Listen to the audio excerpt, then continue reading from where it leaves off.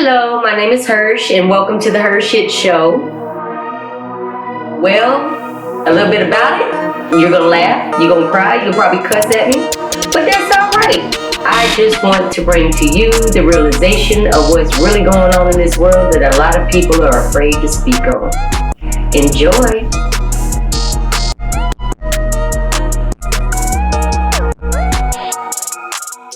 Okay, on this week's The HERshyt show, we are going to talk about something that somebody needs to hear about. Well, all of our shows, somebody needs to hear about it.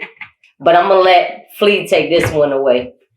Let's see. Staying in a marriage, even when you don't really jive with it, when it's not an equal energy exchange, just because you feel comfortable, or whatever. It's not necessarily abuse, but you sort of stuck. There's a lot of marriages that is not. It's not hidden or anything like that, but you just sort of like, it's not I call it, it's not an equal energy exchange.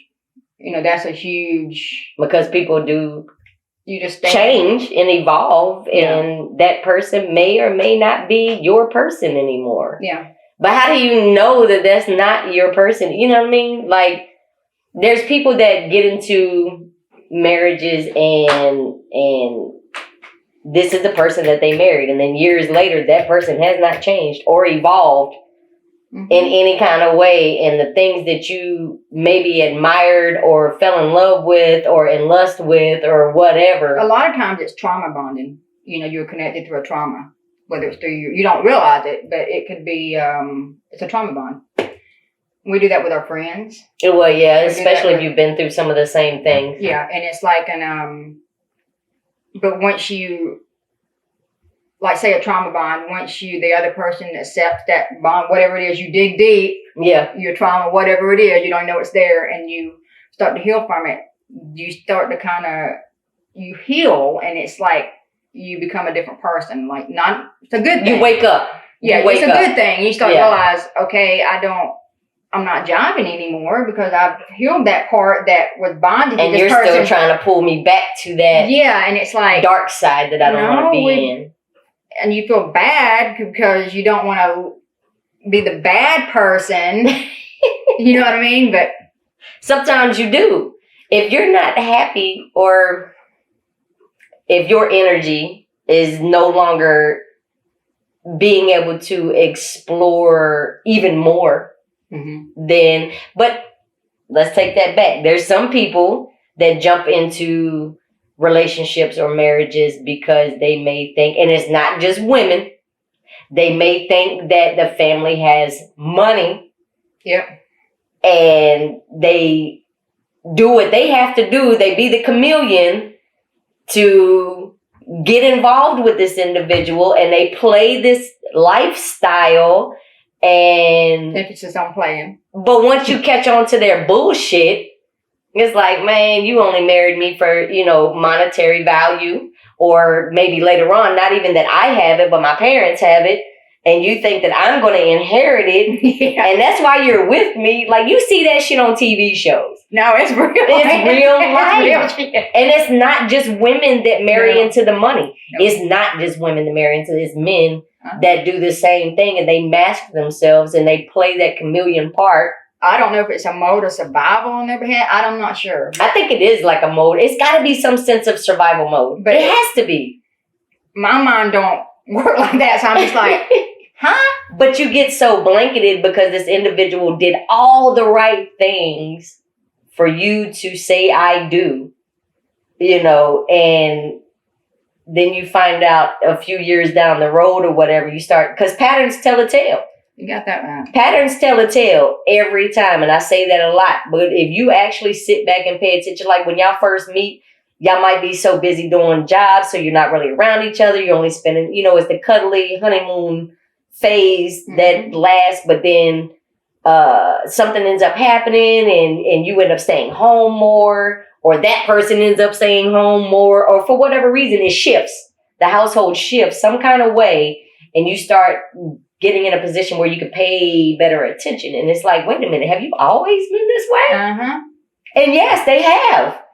but you didn't see it because you were into the honeymoon phase, or you were blinded by something. Was it the fact that you just wanted to be married? Because some people fall in love with the thought of marriage. Yes, very true. Some people fall in love with the thought of marriage, and then it gets to a point to where they're just like, my husband, to be able to say my husband, my wife, because your buddies are my husband, my wife conversationalists, and you're the single person, so you want to go ahead and find that person and settle down. So you find the first thing that looks really, really good on paper, but it's not really, really good mentally for you. And again, it don't have to have just abusive.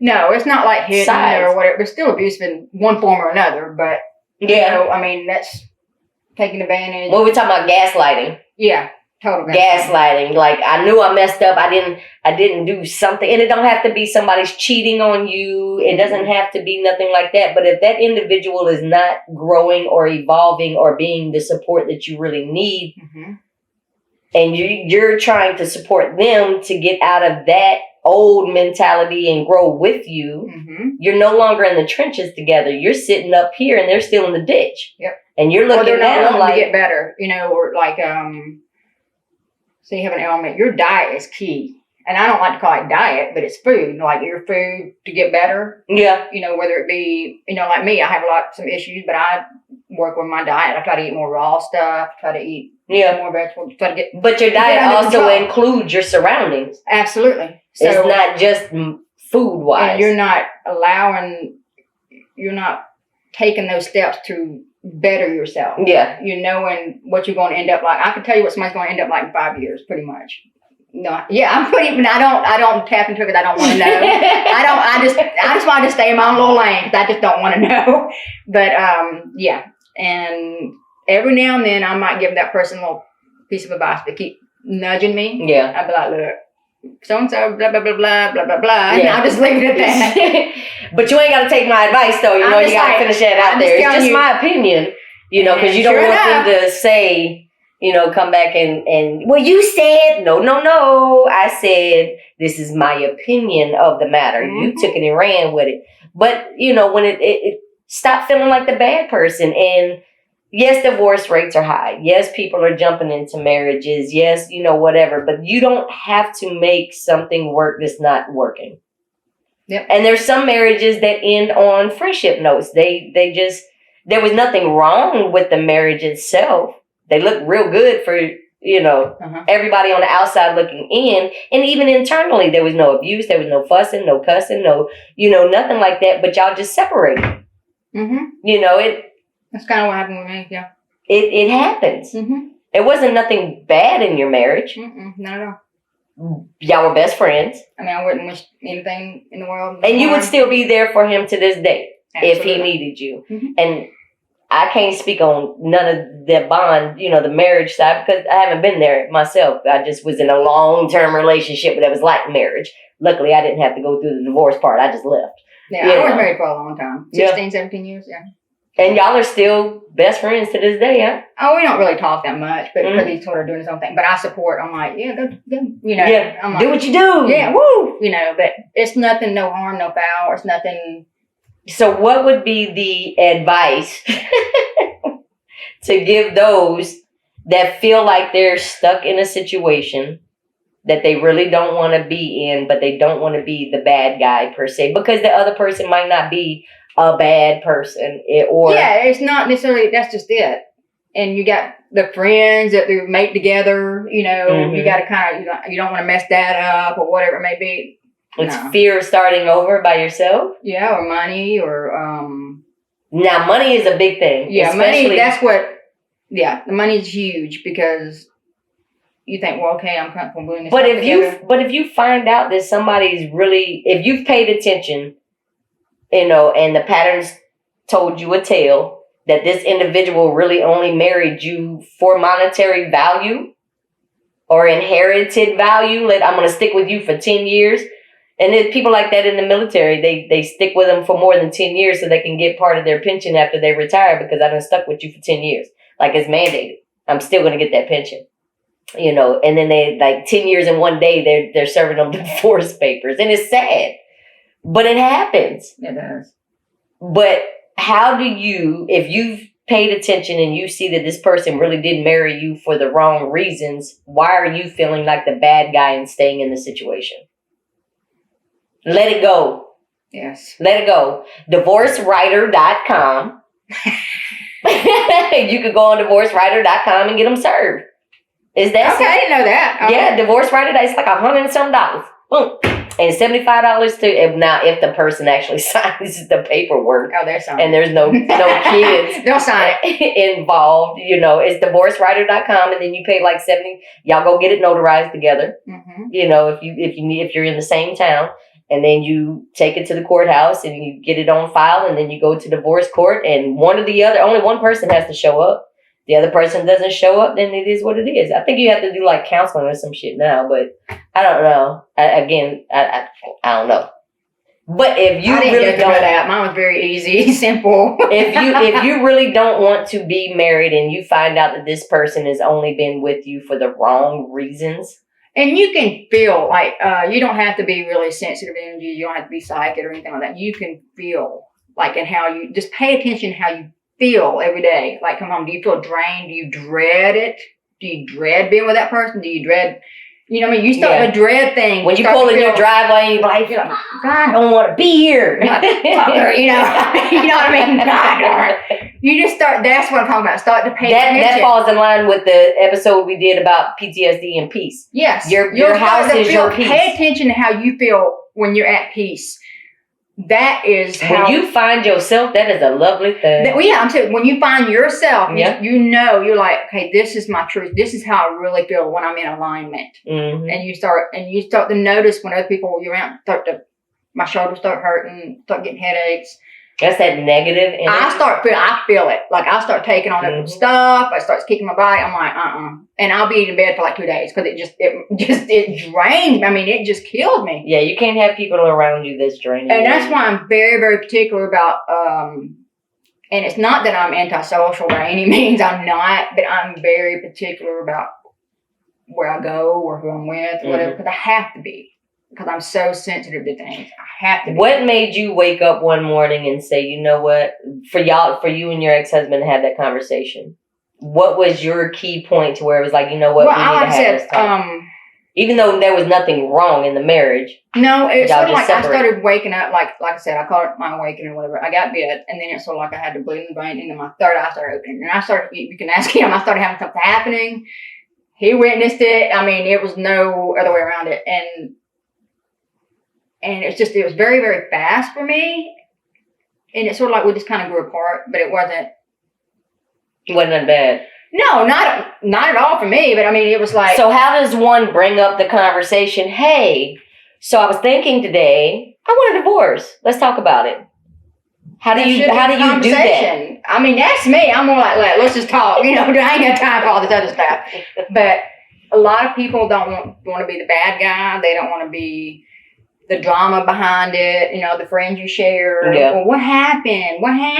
People worried about other people's I got that nonstop. I never get answered because it's nobody's business. No, it isn't. Your household is your business. You never know what goes on behind closed doors, ever.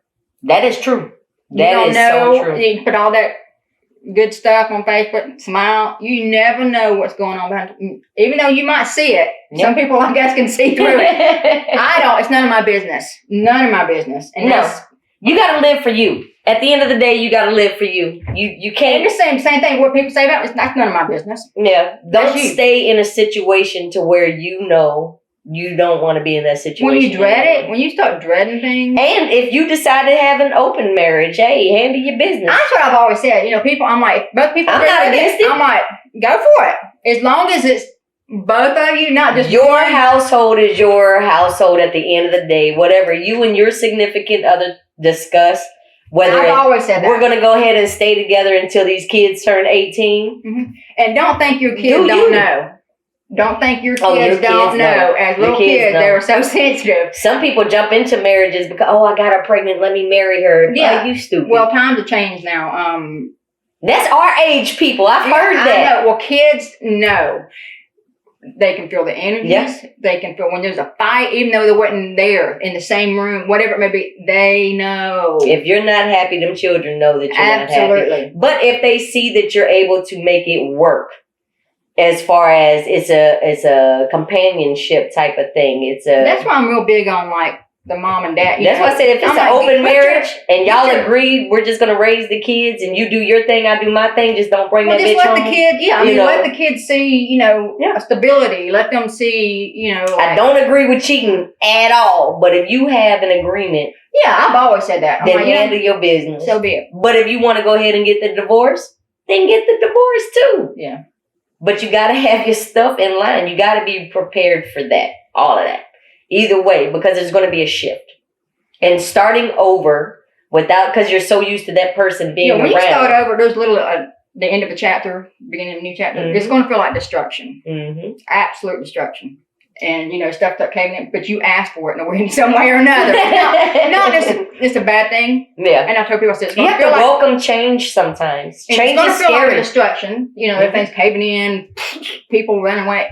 I don't take it personally. Change is very scary. It is. Even for the strongest of us. Yeah. Change is still scary. I was terrified, man. I'm not going to lie. I was like, I'm going to do, 16, 17 years is a long time to have that same person in your household to no longer having that person in your household. That's, even though y'all are still cool, y'all are still friends, it wasn't abusive, but there's, now, people that are in abusive relationships, I know that change is definitely scary. Yeah. I've seen it. I've witnessed it.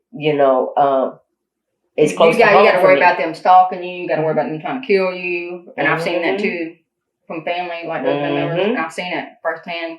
And not even marriages, relationships, period. Following you, conversations. I've seen it firsthand. And technology nowadays, you could get a little, what is that, the little AirPod tracker thing, Bluetooth thing. Lord, you could just smack it up on. I saw a news article. Somebody wants to tell me and my mom, y'all having fun. Y'all gonna read all kinds of weird stuff. All kinds of weird stuff. But there was a dude it was a news article or something, because I like to read my little headlines and whatnot. And he actually found one of them little circular Apple Bluetooth things attached to his car. Somebody was tracking his car. And I mean, they're going to see most of the time it's just stuck in one spot. I don't know why somebody want to do that, but whatever. Y'all have it. It is really scary out here. We got enough going on. So if you are in a situation, a marriage, a relationship, a companionship, a situationship, whatever, you have to say enough is enough, and we need to have this conversation and separate. Mm-hmm. And sometimes, like the trauma bond, and we learn our lessons. Yeah. To me, everything's about lessons. We learn lessons. We take the wisdom from it. Sometimes you're the one holding yourself back. Absolutely. You're holding yourself back. That is the truest thing ever. You can't blame nobody. Well, I just feel bad. No, you are choosing to stay somewhere that you, for one, you may feel comfortable to a certain degree, but you're a different person because you still have to maintain that other person, that old version of you. That old chapter of you can't fully close because you've evolved. You grew. You found out your likes, your loves. I'm changed. I'm matured. Blah, blah, blah, blah. I'm over what the trauma happened. Da, da, da, da. Mm-hmm. And that person still wants to stay stagnant. Stagnant water stink. And it starts to grow on you. And then your clothes smell like them. You got to get out of that environment, but you have to make the decision to get out of the environment, no matter how scary the change. People are worried about what people are gonna say or what. Man, fuck what everybody else gonna say. Exactly. Stay in your lane. People gonna be judgmental until the day you die, and then even after you die, they're gonna be making up stories. Like I said, it's none of my business what people say about me. No, that's how I look at it. No, that's your business. That's none of my business. I know I'm not perfect. I know. No, me neither. I know I'm not perfect. I done did some dumb shit, and I done did some petty shit. I've been there, done that, or whatever. Will I do it again? Possibly. I'm not gonna lie. You know what I mean? So if somebody wants to tell a story, that's their business. Like you said, that's your business. I'm not wasting my energy on it. But if you are in a situation or a marriage, don't feel like the bad guy. If it's not working, it's not working. Have the conversation. Yeah. Be honest. I mean, that's the only thing I can say is being open and honest. Be honest with you. I mean. But until next time, this is the HERshyt Show. Have a wonderful day.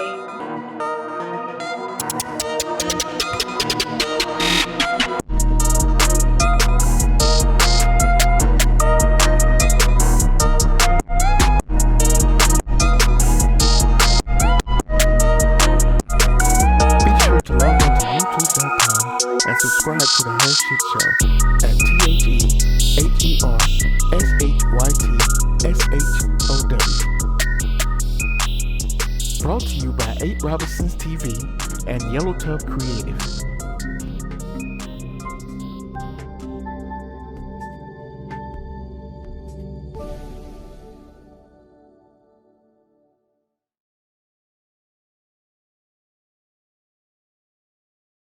Subscribe to The HERshyt Show on YouTube and Facebook. Support by purchasing merchandise at www.8robinsons.com.